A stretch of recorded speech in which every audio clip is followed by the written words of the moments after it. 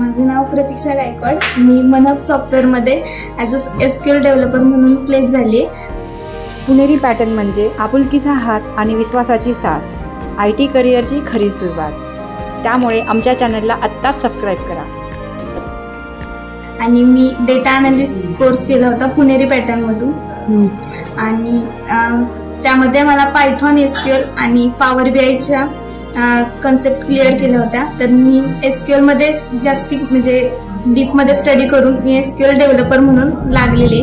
तरी माझे ट्रेनर कल्पना मॅम त्यांनी खूप छान ट्रेन केलं आणि आज इथे मी. सो सगळ्यांना thank you for proper guidance. So thank you. Puneri पॅटर्नच्या तुम्ही टचमध्ये राहा. स्पेशली सारिका मॅम आहे तुम्हाला, ते PD सेशन घेतात तर ते अटेंड करा. आणि प्लेसमेंट ऑफिसर आहे ते सुद्धा GD सेशन वगैरे तुमचे अटेंड करून आणि पर्सनली ते तुम्हाला गाईड करतात तर ते पण अटेंड करा. आणि कन्सिस्टन्सी ठेवा तुमच्या स्टडीमध्ये तर प्लेसमेंट हे होईलच. आणि मी पण म्हणजे क्लासची असेसमेंट वगैरे दिली होती. अबाव 60 मार्क्स पडल्यामुळे त्यांनी मला कॉल्स वगैरे स्टार्ट केले. जर तुम्ही जरी ते केले तर तुम्हाला पण कॉल्स वगैरे देतील ते. आणि प्रॉपर तुम्ही स्टडी म्हणजे कन्सिस्टंटली ठेवा. सो थँक्यू सो मच पुणेरी पॅटर्न आणि पुणेरी पॅटर्न टीम. सो बाकी जे टेक्निकल ट्रेनर्स होते पुणेरीचे तर त्यांच्याबद्दल तुम्ही काय सांगाल? कुठला पार्ट तुम्हाला आवडला किंवा अशा काही गोष्टी होत्या की ज्या तुम्हाला चांगल्या वाटल्या? ओके, मला ट्रेनर कल्पना मॅम होता. तर त्यांनी म्हणजे त्यांच्या थ्रू मला म्हणजे असं समजायचं की ते म्हणायचे मला पायथॉन आणि SQL तुला चांगलं जमते तर तू त्यातच जास्ती म्हणजे स्टडी कर. आणि त्यांनी पण छान म्हणजे घेतलं होतं. फर्स्टली थँक्यू तर मनीषा मॅमला म्हणेन, त्यांच्यामुळे मी इथे पुणेरीमध्ये जॉईन झाले. आणि मॅमनी पण JD वगैरे व्यवस्थित घेतला त्याच्यामुळे त्यांचे PD सेशन्स वगैरे त्याच्यामुळे थोडंसं मोटिवेशन भेटत होतं.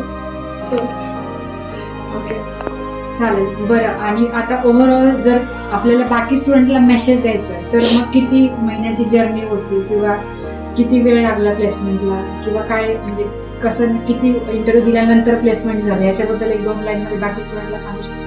ओके, माझा पूर्ण कोर्स कम्प्लीट हा मार्चमध्ये झाला. मी आय थिंक 15 मार्चला फर्स्ट म्हणजे एक्झाम दिली आणि त्यात मी क्लासची जी एक्झाम असते ते क्लिअर केली. आणि त्यानंतर साईड बाय साईड स्टडी चालू होता. आणि त्याच्यानंतर मी 2 इंटरव्ह्यू फेस केले आणि हा 3rd इंटरव्ह्यू होता माझा. त्याच्यात सिलेक्शन झालं. छान वाटतंय की म्हणजे जे हा तर ते कुठेतरी सक्सेसफुल झालं असं वाटतंय.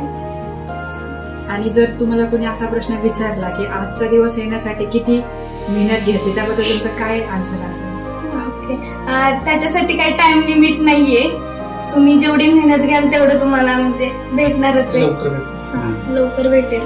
आणि काही डिरेक्शन्स म्हणजे समजा आता जे डेटा अनालिटिक्सचे बाकीचे मुलं आहेत सो त्यांचं जनरली काय होतं की मी नॉन IT बॅकग्राऊंडचं आहे किंवा माझा खूप गॅप आहे किंवा माझं 2021 पास आउट आहे, माझं काही फुल करणे, असे खूप शंका घेऊन येणारे मुलं असतात, खूप जास्त आहेत, असा क्राऊड खूप मोठा आहे.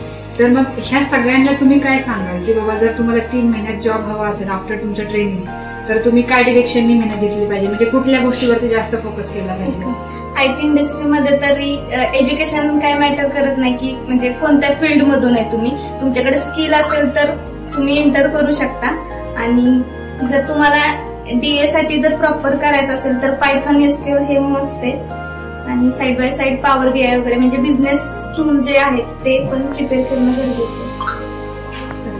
आणि ह्यामध्ये मग तुमचं कम्युनिकेशन स्किल किती पर्सेंटेज वर्कआउट होतं किंवा कम्युनिकेशनवरती किती वेळा फोकस केला जातो? ओके, 100% म्हणलं तर 70% तर कम्युनिकेशन स्किल मॅटर करतं आणि 30% तुम्हाला टेक्निकल स्किल येणं गरजेचं आहे. ओके, सो मग आता असे काही खूप सारे मुलं आहेत की ज्यांना इंग्लिशमध्ये बोलायला अजिबातच कॉन्फिडन्स नसतो, मग त्यांच्यासाठी काही टिप्स आपण देऊ शकतो का की बाबा त्यांच्याकडे जर काही म्हणजे महिन्यांचाच वेळ आहे फक्त तर ते त्यांना काही डिरेक्शन आपण देऊ शकतो का की कम्युनिकेशनवरती वर्क? आता जसं की किशन प्लेसमेंट ऑफिसर त्यांनी तुमच्याकडून प्रिपरेशन करून घेतलं, म्हणजे माझे सेशन तर होतेच, पण मग ह्या व्यतिरिक्त तुम्ही तुमच्या एंडनी काय केलं की ज्याच्यामुळे तुमचं कम्युनिकेशन इम्प्रूव्ह झालं किंवा तुम्हाला त्याच्यानंतर प्लेसमेंटमध्ये काहीतरी सक्सेस मिळाला? फर्स्ट तर म्हणजे सरांनी सांगितलं होतं की जेवढं चांगलं ऐकाल तेवढं तुम्ही बोलाल. तर ते पॉडकास्ट वगैरे तेच चालू केलं होतं मी. म्हणजे गेले 15 दिवस मी ते पॉडकास्ट वगैरे ऐकते. मी फर्स्ट डेला काहीच बोलत नव्हते सरांशी, तर त्याच्यानंतर एक वीक नंतर थोडंफार मी म्हणजे बोलायला तरी लागले. कम्युनिकेशन म्हणजे तेवढं डेव्हलप केलं त्याच्यात. ओके. आणि आय थिंक लास्ट वीकला तुम्ही बुक घेतलं होतं माझ्याकडे, त्या बुक मधलं तुम्ही किती रीड केलं किंवा त्याच्यामुळे काही इम्प्रुव्हमेंट झाली? ऍक्च्युली मी खूप इमोशनल आहे, त्याच्यामुळे मी ते बुक घेतलं होतं की मास्टर ऑफ इमोशन, आणि ते आता सध्या रीड करते मी ते.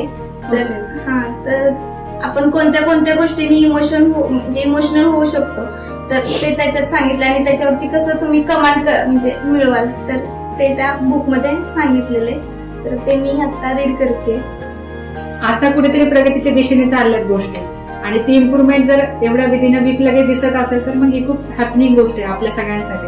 सो ऍक्च्युली आजचा दिवस जसं तुम्हाला खूप छान वाटतं, म्हणजे चांगलं हॅपनिंग वाटतं, त्यापेक्षा 10 पटीने आमच्या टीमला छान वाटते. कारण कुठेतरी जेव्हा रिझल्ट येतात त्यावेळेस ते खरी आमची अचिव्हमेंट असते.